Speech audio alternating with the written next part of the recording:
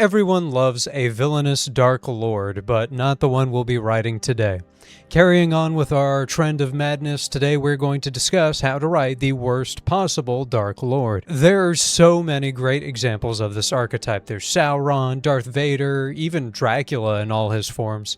And we're going to be dodging every single quality that makes them work. Dark Lords are defined by their power more than anything else. It is what separates them from other types of villains who, though perhaps influential in their own ways, do not rule empires and dominate populations in the way that a true Dark Lord does. It's for this reason that the most important thing we can do with a Dark Lord possessing of all this power is to make them very, very cosmically stupid. As we all know, the best way to remain stable and in charge of a massive organization ruled by fear is to show complete ineptitude towards everything that you do. However, following this flawless train of thought might lead you to the conclusion that your Dark Lord isn't going to be intimidating if he's stupid, but also if he's smart, you won't be able to figure out how to get our underdog protagonist to ever beat them. And of course, it's a given that our protagonist is going to be an underdog, probably a teenager, maybe also a rebel, I might hazard. And so we'll just get the best of both worlds.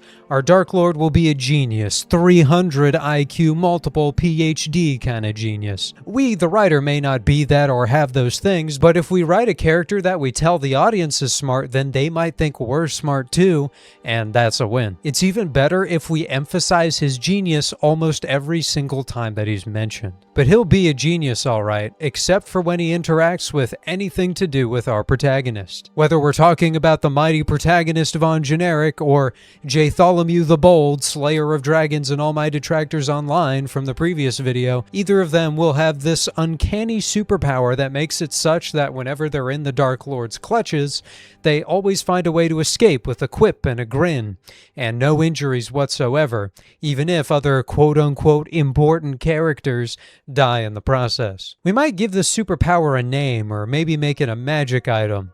I think we'll call it the Armor of P. Lot, named for the legendarily unkillable hero of something extremely important that happened in our world's backstory that we'll never elaborate upon. It's even better if the Dark Lord is actually aware of, or at least implied to be aware of, the protagonist's existence before the main thrust of the story begins. Bonus points if they also know the protagonist will grow up to challenge them. But if you want to write true peak, you should make it such that not only does the Dark Lord know where the protagonist is, that they will challenge them, and even that they will eventually overthrow them, they still won't do anything about it. Because that's how you play 4D chess as a tyrannical overlord. Lose on purpose, and you're never truly beaten. However, we do need to maintain that intimidation factor. And so, we can't have our Dark Lord himself facing off against and losing to the protagonist so many times throughout the story. No, we need some henchmen. It'll quickly become incredible to the audience that these henchmen have a job doing much of anything, considering just how thoroughly they will be destroyed by our protagonist. They probably wouldn't even be capable of fitting square pegs into square holes if all they had was square pegs. But our Dark Lord can only really seem to find these quality of guys to work for him. He's even sure to only promote the very dumbest of them to sit at his right hand. Could there be some sort of metaphor for dictatorial governments having to select for loyalty rather than competence, and thus creating dysfunctional institutions that destroy themselves over time? No, because you must remember the only group dumber than these henchmen is the audience, so they wouldn't get something like that anyway. The important thing is that all these henchmen give the protagonist something to aura farm with in their destruction, while also totally not making our Dark Lord look inept for sending these fools after someone so clearly above their pay grade. The bottom line is the henchmen don't matter anyway, so let's actually figure out who our Dark Lord is. We're only mentioning it now because it's a secondary concern, really. A Dark Lord is a force, not a character after all, and what could be interesting about exploring what goes on in the head of a nearly omnipotent evil mastermind? Almost nothing, I'm sure. But fine, I guess. We'll figure out some things about him. His full legal name is Dar Kennis. He was basically born an evil misanthrope who never got along with others. He was also probably an orphan, as was our protagonist, but we'll draw no meaningful comparisons between them from this. From the moment of his inception, he was a problem to everyone around him and more or less never had any redeeming qualities. Despite this, we'll simply skip forward a bit in his backstory until he took charge of a military force, or perhaps inherited his titles in a noble house, or some other such thing. I mean, how exactly were all of his intolerable qualities overlooked for long enough that he was able to secure this power and people who would listen to him? Doesn't really matter. Why is it unimportant? Because everything in life is divided into Team Good and Team Bad. If you're on Team Good, you like rainbows and unicorns and not mass murder. If you're on Team Bad, you're pro putting cats in trees and stealing candy from babies. But most importantly, if you're on Team Bad, you defer to the most powerful member of Team Bad by default.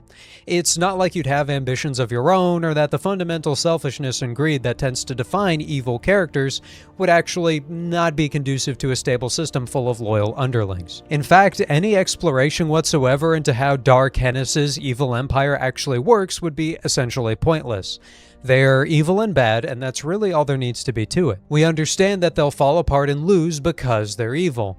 There's no reason to see it play out in real time or to have it destroy itself as the protagonist helps its death throes along. The most important thing to remember about evil is that it's simple and predictable. It'll never do anything you don't expect. But let's talk design for good old Dark Hennis. If we were to pick a department store that would match his vibe, it would be Hot Topic. We're going to fit as many spikes on this guy as anatomy allows us to do, and then some beyond that. He'll wear a suit of black steel armor and a hood, and instead of a helmet, there will be a skull.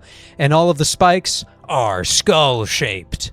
And his sword will have a skull on the pommel, and the blades will have skulls carved into them. And his belt buckle and all the various buttons on his jacket will be skulls. This is just to give us a glimpse into his dark and twisted mind. But speaking of that skull-pommeled sword, we need a name for it. It'll be Gorath, the Drinker of Worlds, the Doomer of Souls, the Frauder of Taxes.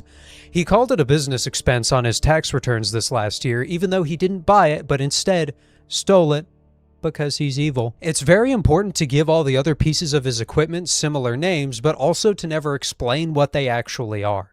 Can the silliness of this wrap around into actually being kind of badass, or at least funny, if you really commit to it? Yes, and that's why we're not going to. Remember, the most important thing about writing is to imply substance and depth rather than worrying about actually having any. Dark Hennis will live in a dark and forbidding castle in the middle of a volcanic wasteland. The castle will be extremely large and could possibly house 10,000 people, but only he lives there, and some of his henchmen, I guess. All 1,000 of these henchmen will be crammed into exactly 2 rooms, 7,500 and 2,500, with the ones he likes more getting to be in the room with only 2,500. These rooms, however, are the size of a school bus. What does he do with the rest of this space in this incredibly large floor plan that he's got for himself? Torture chambers. Look, just because I wrote a castle into existence doesn't mean I'm going to research what sorts of things people actually put in them. All of those henchmen of his will also wear black armor with skulls on it. Can't forget the skulls, and also the spikes too, because we need to make it extremely obvious how evil these guys are. Form is function after all, and just because they logically would be so covered in spikes and giant skull motifs that they'd have the mobility of Han Solo post-Carbonite doesn't mean that they can't fight just as well as the protagonists. Though, if anything, maybe all of those movement-restricting details can be used by me later on to justify why the protagonist is able to outmaneuver them all the time. And I mean, it's not like armor is worn to be useful after all. Now for his powers. Every good Dark Lord has to have powers after all. And not powers like Sauron did. Sauron was lame because Frodo didn't get into a sword fight with him at the end of the movie, because Frodo would have lost that. No, we definitely need a good sword fight. But before that, he needs to demonstrate his immense power on unimportant NPC characters so that we can show how cool and scary Dark Hennis is. We'll give him telekinesis so he can strangle people from afar, and even mind control that's implied to be almost flawless. Why won't this mind control work on the protagonist? Because protagonist Von Generic, or Bartholomew the Bold, the Slayer of Dragons, and all my detractors online, is simply stronger of mind than all those worthless no-name people who fall for it. Does introducing a mind control power like this risk causing plot problems other than that? I don't think so. Dark-Hennis just uses his mind control to make those minions that don't want to follow him continue to do so. How many people can he mind control at once? How long does it last? You will not worry about it. We've been talking about Dark-Hennis through his minions and his powers and all of that sort of thing. All of these aspects which imply his strength. But what does the realm he rules over with that strength actually look like? Well, thankfully, we needn't much creativity and we can bring back up our classic and flawless map, the likes of which has never been seen before. We can place him right smack here in the middle of Evilia, the land of no sunshine and certainly no rainbows. As you might remember from past videos, this place is basically made of ash and dust and rocks. There are no farms because bad guys still don't know how to farm, but there also aren't rivers either. Rivers give the impression of natural beauty, of something pure, and we can't even risk implying any of that aesthetic. So there's no water for anyone basically ever. They import it or something, I guess. Ooh, or maybe there is a river, but it's all polluted and green and brown. We can make a half-hearted point about environmentalism that way, even though we're writing in a pre-industrial setting and are not actually going to address why the water looks that way. Evil magic or something is the reason. Why would the bad guys pollute their literal one source of water? Because they're so evil and short-sighted that even maintaining drinking water for themselves is beyond their capability. Doesn't that make them seem intimidating and not hopelessly stupid? And of course, we cannot have a Dark Lord without his inevitable defeat. If anything, a Dark Lord is defined by their defeat. In so many stories, the Dark Lord is a presence more than a character. They're a force in the world, something we aren't meant to fully understand until we encounter it firsthand. By showing how the Dark Lord is defeated, you're expressing to the audience your theme. Sauron is defeated by his arrogance and underestimating those humble heroes. The Emperor and Vader, they're defeated by a son's love for his father that's finally reciprocated. These are what define whatever it is you want more than anything to express to the Weird. Right, well, it's time to write our Dark Lord's defeat scene.